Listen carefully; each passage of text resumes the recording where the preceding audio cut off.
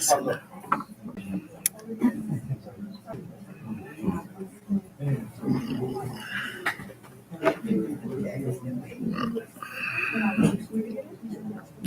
today it is your questions, no? Where to start?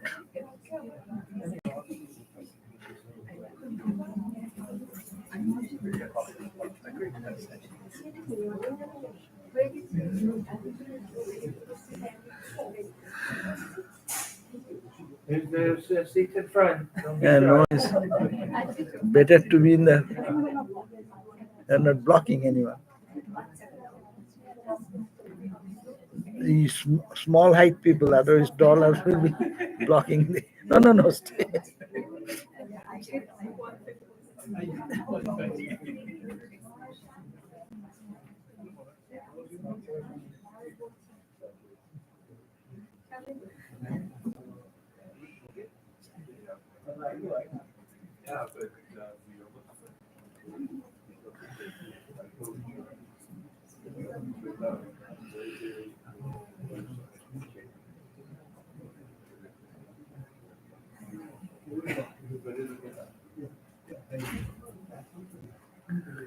Om Sthapakaya cha dharmasya sarvadharma sarupine avatar varishtaya Ramakrishnaya te namaha. Om Shanti Shanti Shanti. So nice to see you all. I don't. It's working, but it's sensitive. And just a little closer. Hello. Are you getting anything? Yeah, he can send up. So now Then the buzz comes. is the question what we should talk about. We'll talk about God, but still what? So if you have any question, that will be good to start with. It is called reflection. So we should reflect on what you have heard, which we have read. So to think about that more and more. So please start with a question, anyone, anywhere.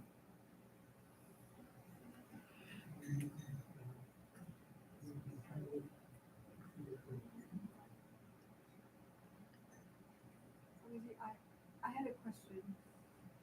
It's when Thakur was telling Swamiji that I see God clearer than I see you. I may not be saying it, you like what exactly is he seeing? Like what?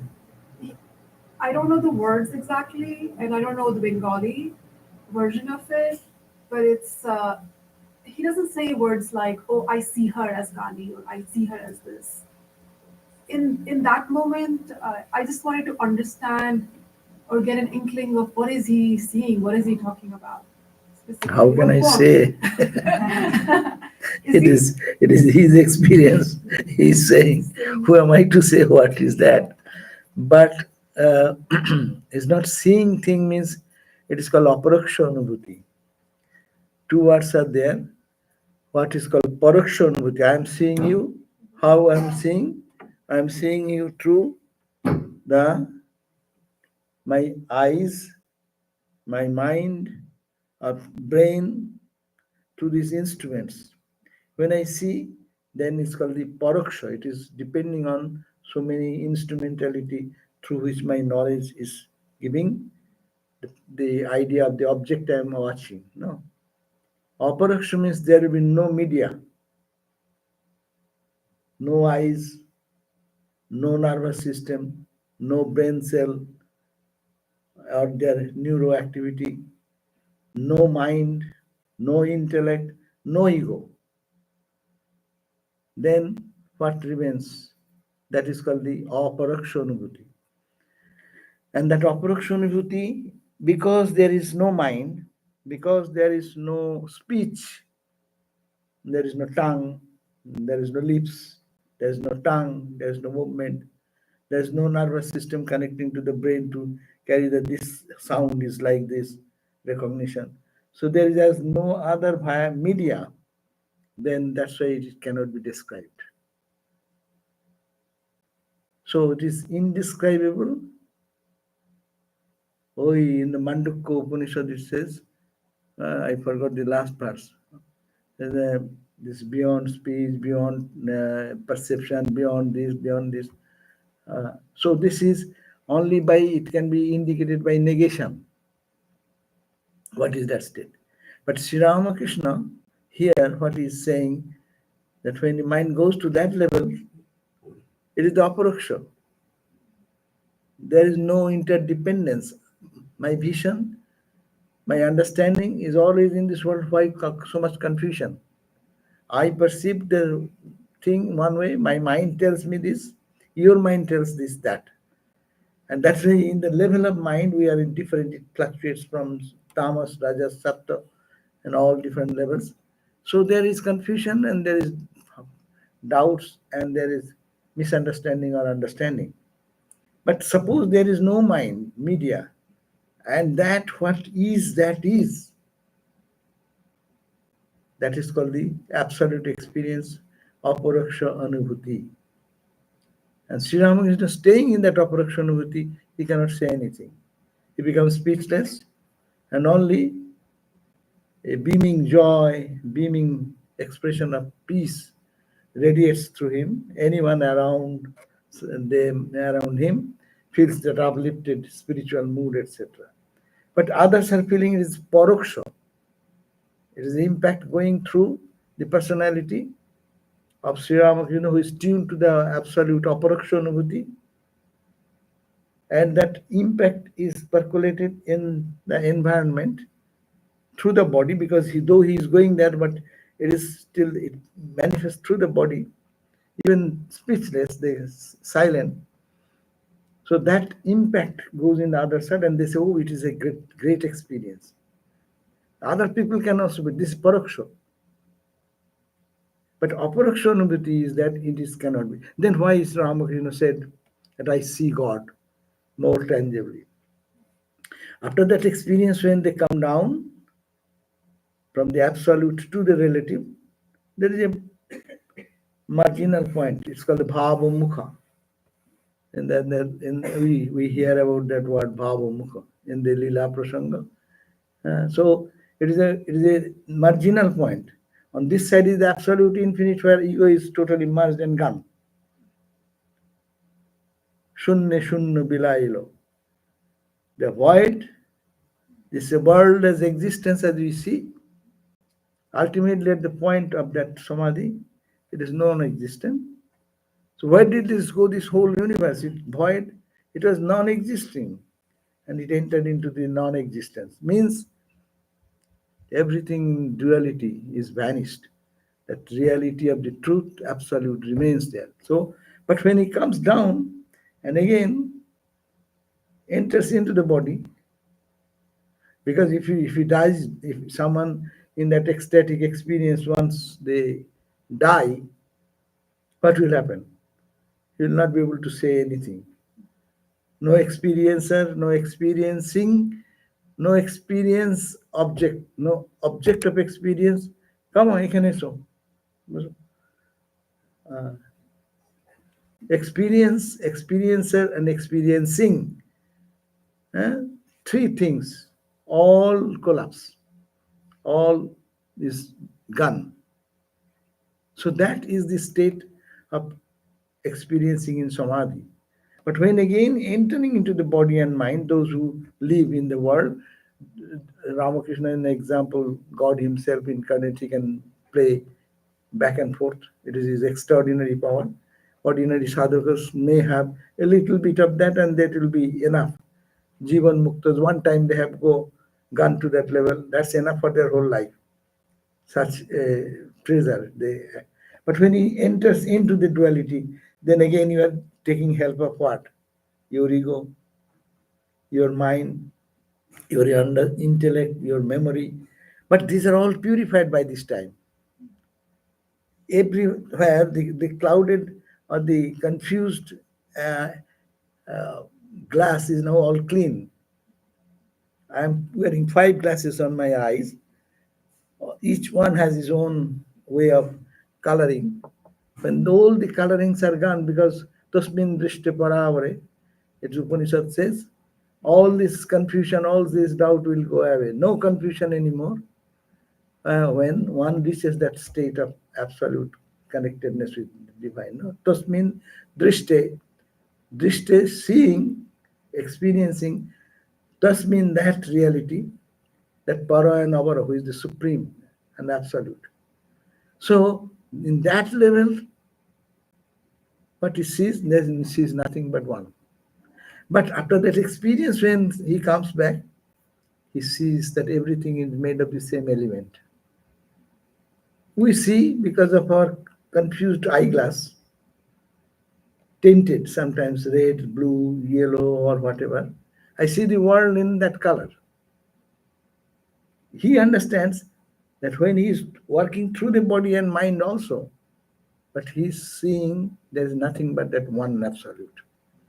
And that we call Ma, that we call Kali, that we call Rama, that we call whatever may be the name given, but experiencing only Rama and Rama, Ma and Ma. You use whatever terminology you use. So that is the probably the sense is seeing, and is no media there, because this thin layer of glass is glass, but very clear glass. It's such a clear glass that you don't find any separation, as if there is no separation. The birds sometimes wanted to go inside, no? And the glass cover is there, they don't understand. Again and again, hitting again. Because in his eyes, there is no glass. It's so transparent. So in the eyes of Ramakrishna, it's so transparent. There's no other barrier. It is only the divine. Only that Satchidananda. So this is very only high state. Only after absolute realization or extraordinary realization, Ramakrishna is extraordinary, unparalleled. It cannot be compared with Ishwar Koti, it cannot be compared with sadhakas, it cannot be compared with Jivan Muktas. No. It's a mighty power, and God Himself is experiencing that. It is Ramakrishna's statement that what he sees, this is nothing but oneness. That's why Ramakrishna gave the example with the wax garden. The garden, it is a garden. You see the name and form. But what you see, garden, but it is, you see the only direct. It is wax and wax and wax, nothing else. Wax museum, wax garden. The people standing under the tree is wax, but looks a human personality. Diversity is sin, because it is entering into the body and mind. Little of ignorance has to be taken. Ramakrishna is accepting the Maya there intentionally, but super sattvic Maya. Ours is super sattvic tamas. Someone is little rajas, someone is little sattva. So this is the distinction between individual spiritual aspirates, who is in which level. But when all these layers will be clean, then one will see the same divine, and that is prataksha. And sometimes terminology is used, aparaksha and paraksha are maybe meaning to express the same idea. Paraksha, I see it, paraksha. Aparaksha, no media, and I'm experiencing that. But here you have to understand Vedantic terminology, aparaksha anubhuti of Satchidananda Brahman, where the little ego, mind, intellect, everything is totally merged into it, and then remain that reality in samadhi. And then when it comes down, they see the same reality everywhere. That's why Thakur said, চোখ বুঝলেই তিনি আছেন, and চোখ খুললে তিনি নেই. When you close your eyes in samadhi, you see the divine inside. And when you open your eyes, this divine is gone. Then what type of experience is that? It is not perfect experience when what is here and that is there. Ramakrishna gave the example. The Gyanis do meditate. How? Meditate like thinking that the infinite, think that infinite ocean of consciousness. East, west, north, south is filled with that absolute light, absolute consciousness and blissfulness. And you think you are like a pitcher embedded into the ocean. And you see what is there outside, inside is what? Ocean water. Outside it, what? Ocean water. And it will be much easier if you take a earthen pitcher. In every pore, what is there? It is water. So water in, water out, there is nothing but water. Nothing but Satchidananda consciousness.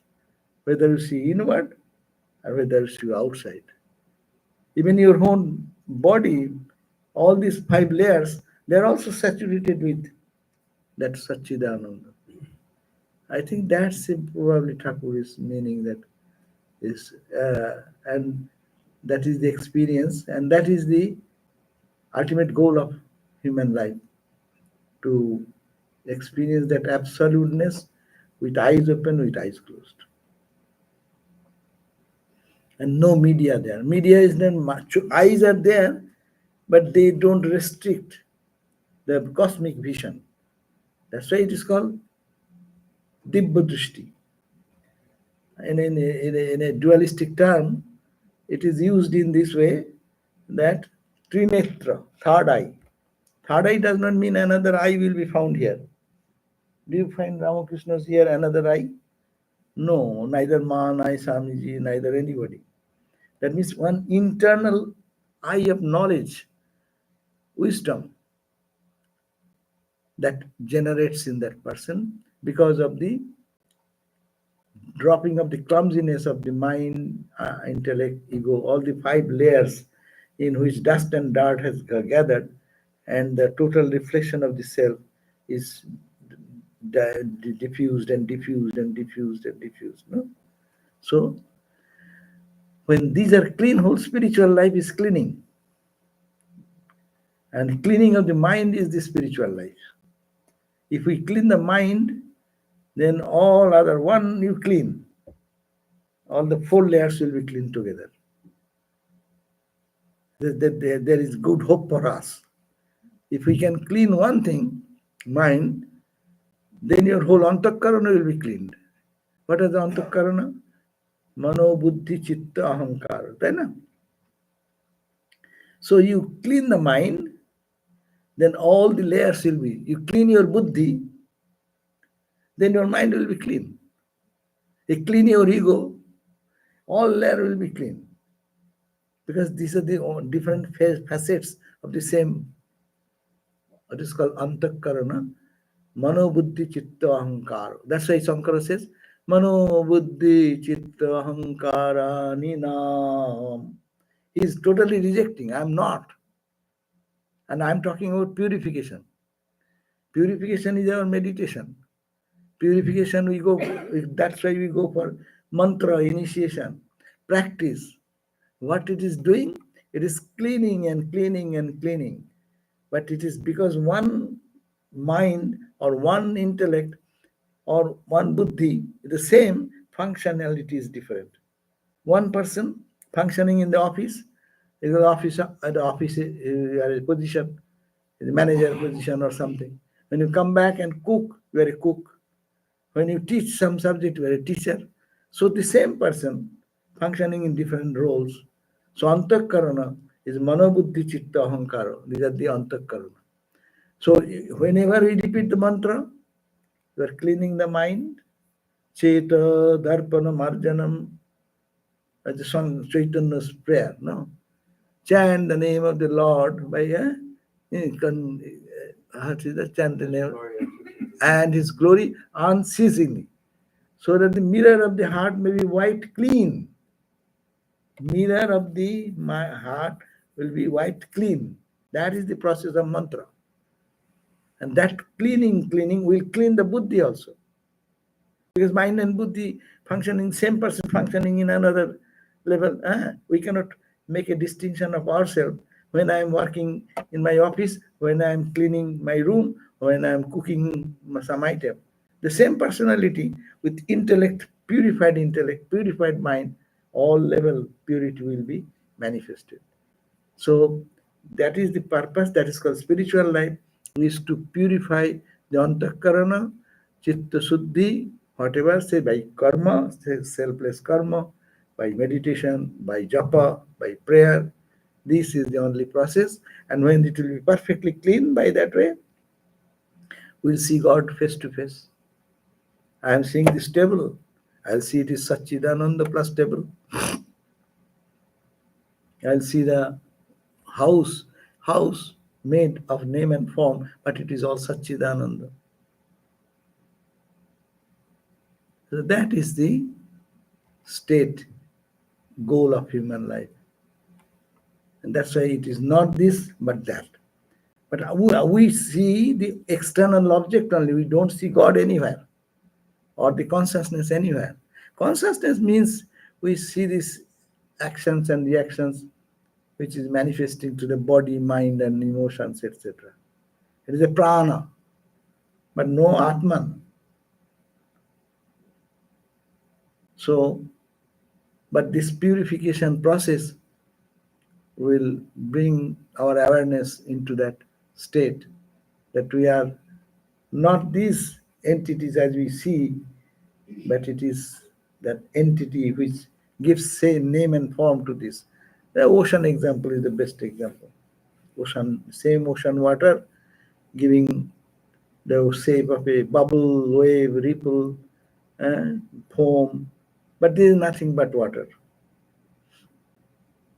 Anyhow. No.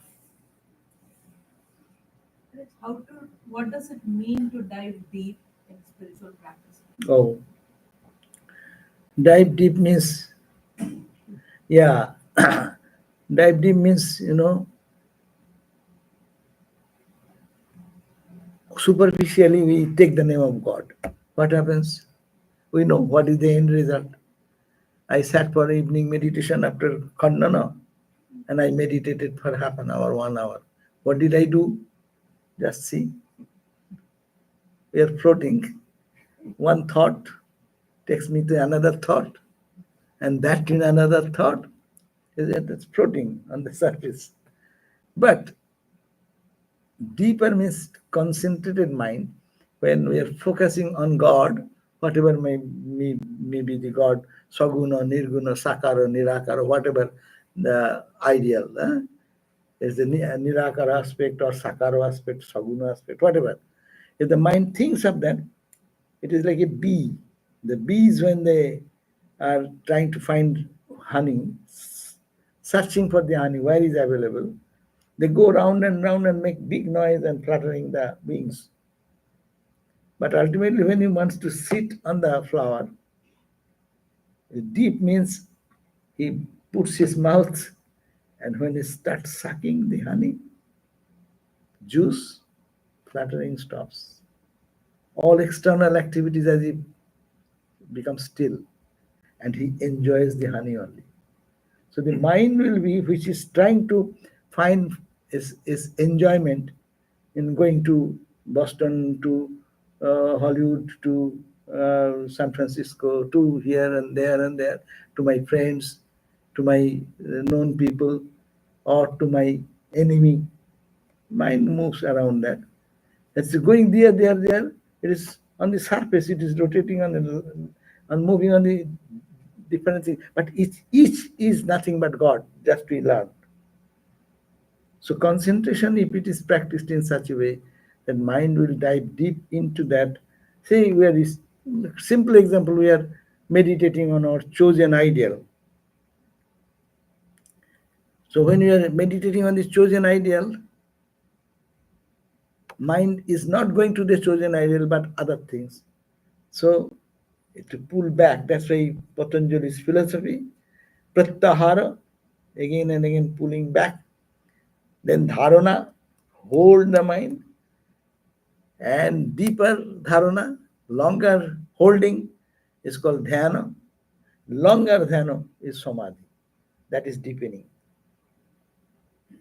focusing, bringing our entire attention not to distracted thoughts and ideas, but to one thought. It may be through a form, it may be without a form. Some people like to think of Vedantic meditation, some may like to Saguna form with the divine form of Krishna, Rama, Mother Durga, Kali, Shiva. But you go down deep into that, then you reach the same ocean. So that is the diving deep means mind will not think of anything. Concentrated mind, focused mind. And it will happen as soon as mind finds joy there. Our mind does not go there, it is not the fault of mind. Because mind finds greater joy than sitting in meditation and not finding anything in darkness. We just grope in darkness for some time. Mind gets tired and then go to sleep. Either it goes to sleep or it tries to run here and there. Then why he mind here and there? He wants to find joy there. He finds the joy there. But here is so much joy, he has not have made that habit to taste the sugar which is inside. He didn't get the taste. Good food has a healthy taste, no? But healthy taste is not the taste of the tongue. So as is in the food, so in spiritual matter also.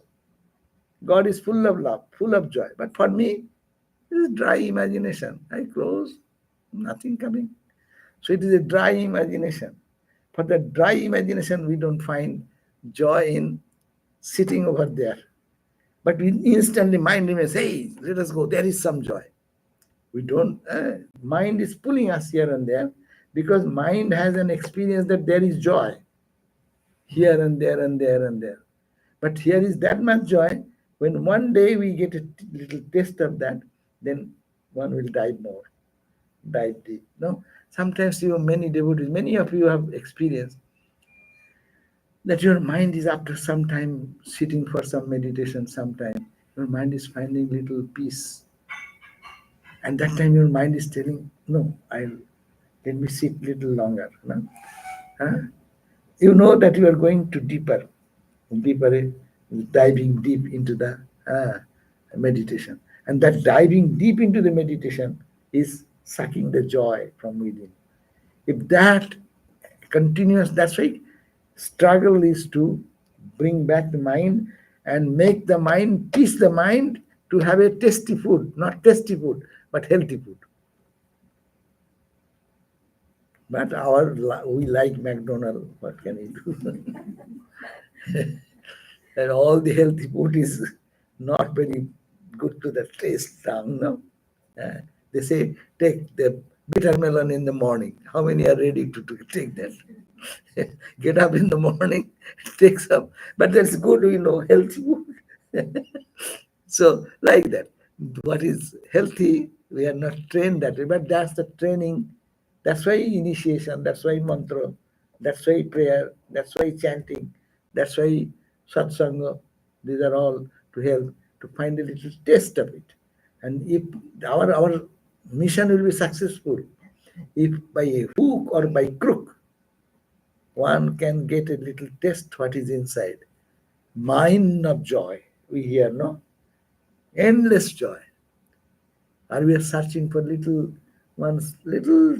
touch of joy versus mine of joy. So we have not got that because we didn't dive. That's why Ramakrishna sang, no?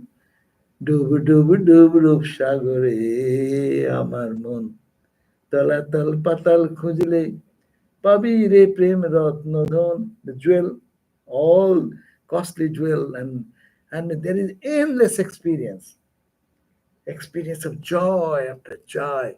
And that happens with the spiritual people who practice strongly these disciplines, those who can dive deep. So that's why doggedness. Whatever happens, let me try. Ratnakarnay shunno kakhon দু এক ডুবে ধন না মেলে তুমি দম সামর্থ্যে এক ডুবে যাও Kali kalpataru mule. Now I have become old.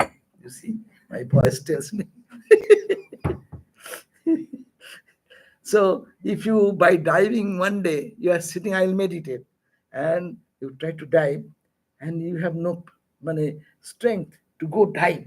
You need breath. You have to control your breath, no? Such period of time. That means you have not generated that energy to dive deep into that level by one trial or second trial, do ek dube, one try, one diving, another diving, not so. তুমি দম সামর্থ্য, take your entire force of mental force or your breath, control over the breath, and Kali Kalpaturumli, go at the root, the foundation of Mother Kali's feet, no? Then you will find that all joy comes springing. So Raja Maharaj told, na, and do how many years? 3 years? What? Sometimes he said 2 years. 2 years, 3 years. Eh? He said, do whatever I said and do practice 2 or 3 years. If you don't get the result, then come back and slap me on my face. Challenging. You will get it. You don't get because you don't practice. You don't try to dive deep. You are only trying to be superficial. And superficial, you go to a museum. You can go superficial visit, no? We go to pilgrims in India, no? 3 days, I'll go all the places of holy places. And it is like a flying visit. And impression will be flying also. But if you want to enjoy what is Jarambati, make a plan. I'll go 3 nights minimum. Don't think of anything. Let the world go. Only Ma and Mother's place, where she sat, what she did, what that. Live in that awareness. That is intensifying the spiritual practice. That is to dive deep into that. In every place, superficial versus intensity. To increase the intensity. Intensity is more important.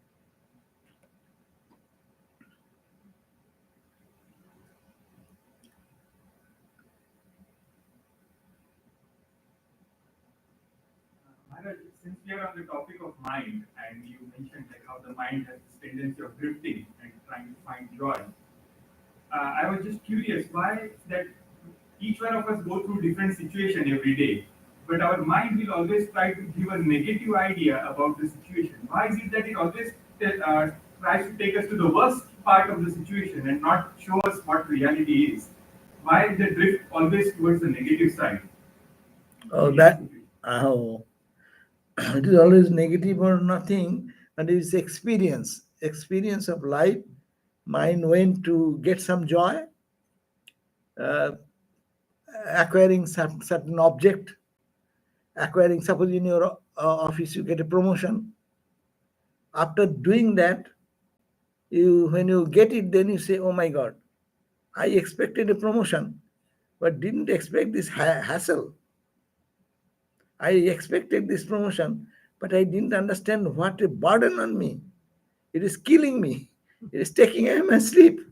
So what happens? That is the tendency. Mind goes and finds that probably we go there with the hope that this will do. The previous didn't work, this will do. But there we end up in that same frustration. But that's a good thing. If we are frustrated too much in the outside world, then we'll be thinking that what is that behind this, all this appearance. That will give us a positive turn from negative to positive. Vedanta starts with negativity, ends in positivity. Vedanta says not this, not this, not this. Does not allow you to enjoy anything. What is called rupe. If you have a beauty, beauty will go away. If you have money, money will be lost in your taxation or by what you call the share market or all this market dropping like that. So whatever you have, everything is having a question of fearless, fear to lose. But vairagyam eva abhayam. It says that when you mature yourself and you say, I don't care for anything, then the freedom comes. But that comes the positive idea, because I got to see God everywhere. What appears, because I limited God in that idea that I will be happy with this promotion, I will be happy with this achievement. There's a very limited goal in comparison to the I'm infinite bliss everywhere. So because of that, frustration comes. And that frustration, if it's taken in a positive way, and that may help us in spiritual life. But too much frustration is bad, because then we'll have to go to psychiatrist. We should not do that. And continuing back to the diving deep, so until we feel that joy, am I to tell my mind, come back, let's sit down and try to go? So just trying to stretch the practice is all. Yeah, continue to practice. And also Ramakrishna have helped us in giving so much tidbits to find joy. We can try. Say, look at now it is spring. So you see how many wild flowers you are seeing. Like the beauty of each flower. Can not you see there's something is asking you to look at me, look at me. I am here. You don't see me. I am God. I am divine. I am pure. I am joy. So is it not calling us? We will have to take some advantage of these situations to see if God is permeated everywhere. I'm saying one way when you are focused on the name and form only, and another way, He is everywhere. The Lord is everywhere. And He is actually the source of our attraction. So if we can bring this attitude, that is a search everywhere. We are intensifying our search everywhere. You are driving a long stretch, there is a beautiful greenery, or some red, or somewhere beautiful different colors. You see the sky, blue sky. You see the ocean with such beautiful color and reflection. No? Everywhere, it can be a source of distraction, but we can intensify our sadhana there itself. That vision, who is behind. Even you see it is bad. There should be some entity behind the bad. My good thought is a thought happening in the mind. I observe that. My bad thought, that's also thought observed by the same consciousness.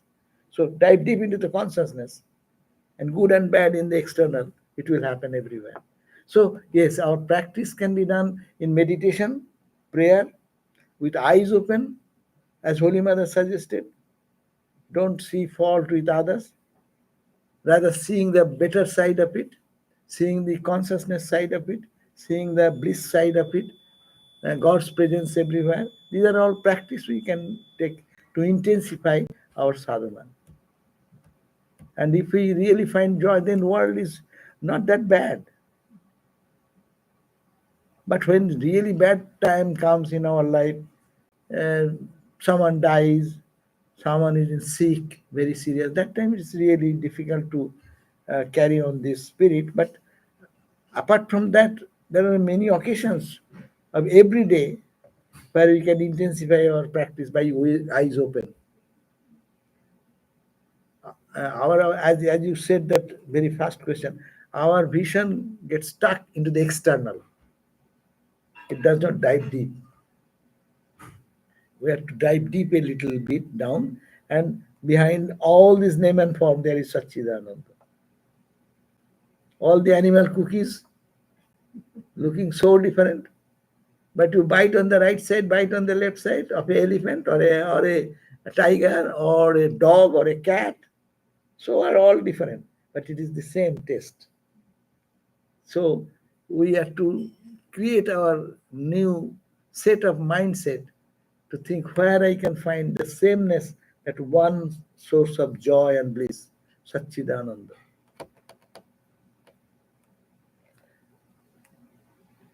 Just to clarify Maharaj, the first question, Paroshanubhuti. So I I think waking, dreaming, deep sleep, all of them are personality. Correction. Because there is a, in the deep sleep also your ego is there. That is ignorance. If that veil is not there, you will be a Brahmagyani. So there is a barrier. So that is also coming through the layer of that ego or ignorance.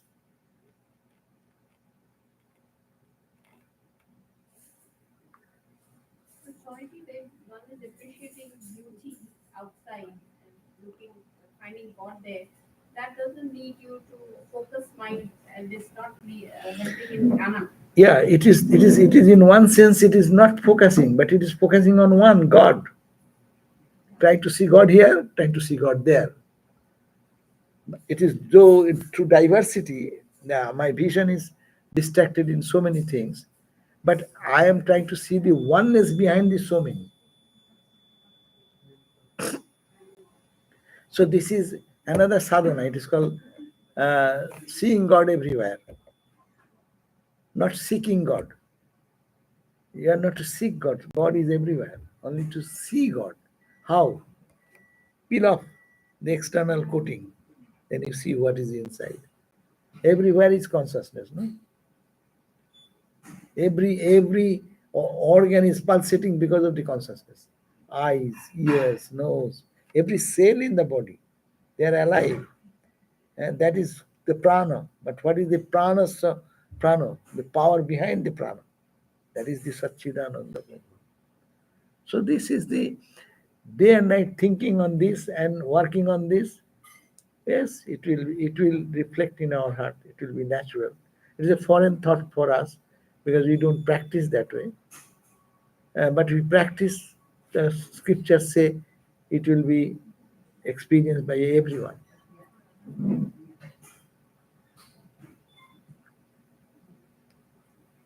One more practical. Yes. So in the morning we are studying Swami Brahman. So I attended a Zoom class. So we are talking about showing off cannot be spirituality. What? So showing off Showing up. cannot be spirituality.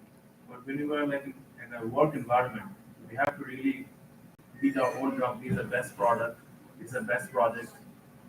So is that also showing off or No. That you have to do. That is expressing your efficiency, perfection. Swamiji said, education means that. Education is the manifestation of the perfection already in man. So, what perfection you have, you must have to express. God is all perfect. And that is so.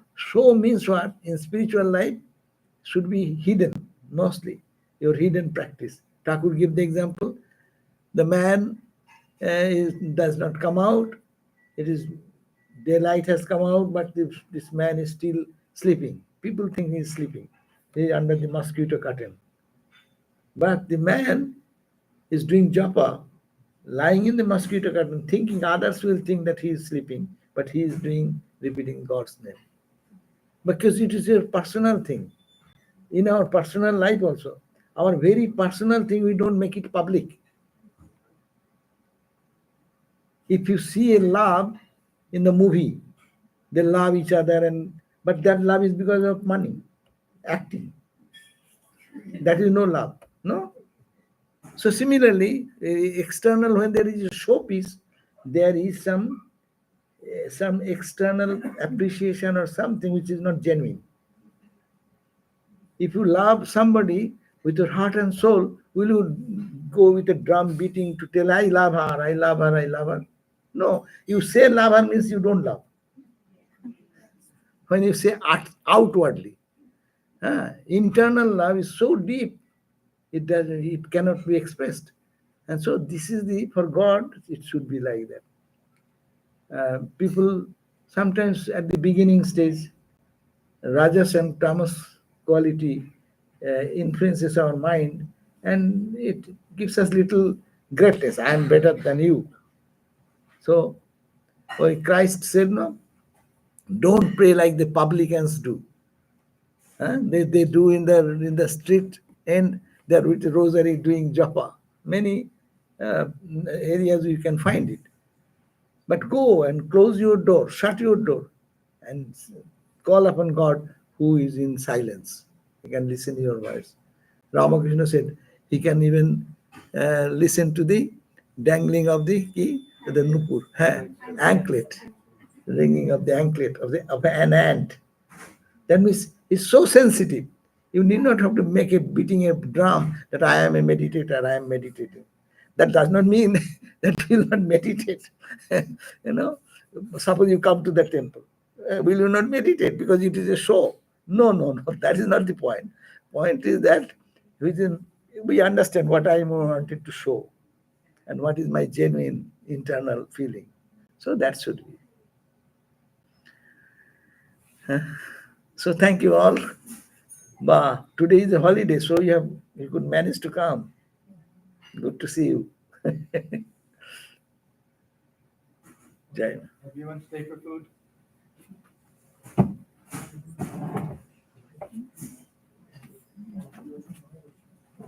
How many was there online?